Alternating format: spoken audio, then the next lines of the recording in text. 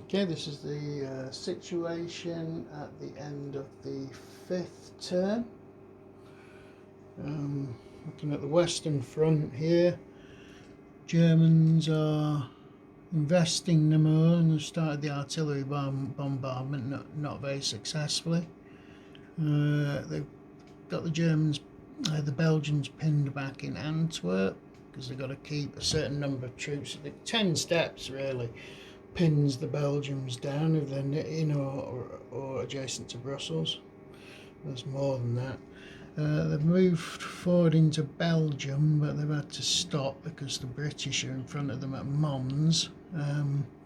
They've also got to watch their supply. They need to get an HQ up to the front first before they can attack. French 6th Army starting to form up there near Douai and Arras. French, there's been a couple of French offensives. One down here near Colmar, which wasn't too bad, and another one up here in the Ardennes, which resulted in quite a big.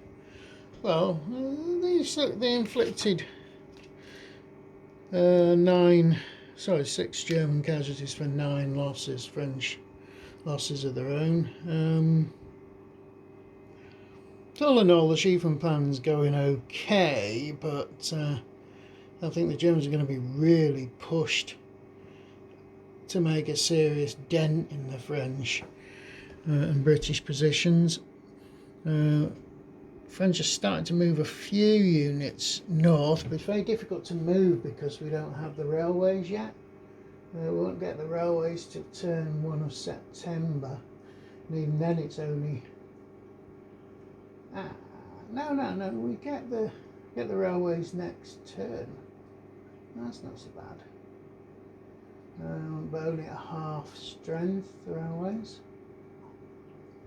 So let me check this. Yeah, the railways start becoming available because they're no longer tied up with mobilisation. Both sides are going to have to start thinking about redeploying troops. The French need to look at redeploying up into the French-Belgian border, and the Germans need to think about what's going on the Eastern Front, which we'll get onto in a second.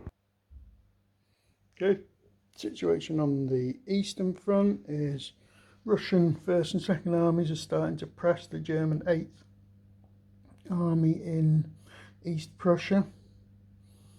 Germans are going to need some sort of reinforcements here because I think they're going to get in a bit of bother. They're certainly not going to be able to pull off something like Tannenberg without significant reinforcements.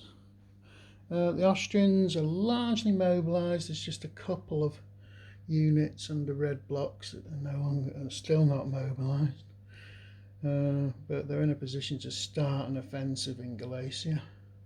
Russians, there's still quite a lot of Russian units in Galicia that are not fully mobilised. The 4th Army there is actually mobilised.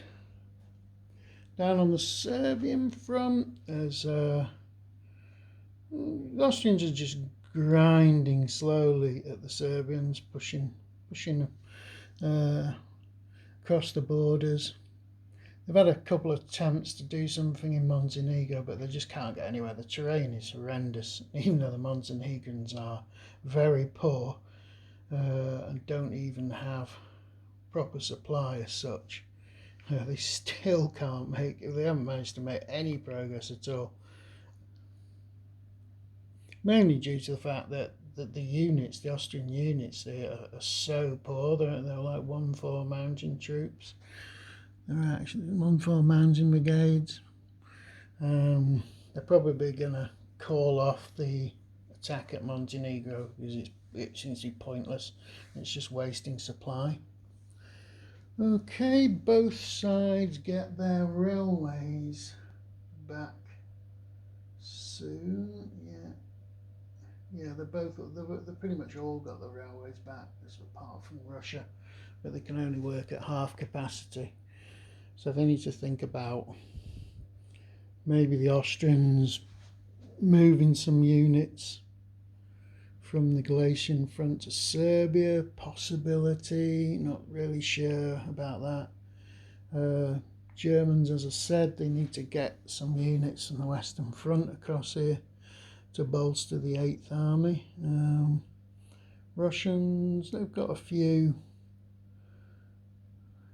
units. They've not really got much position. I'd like to have another army to attack East Prussia, but I don't think it's feasible.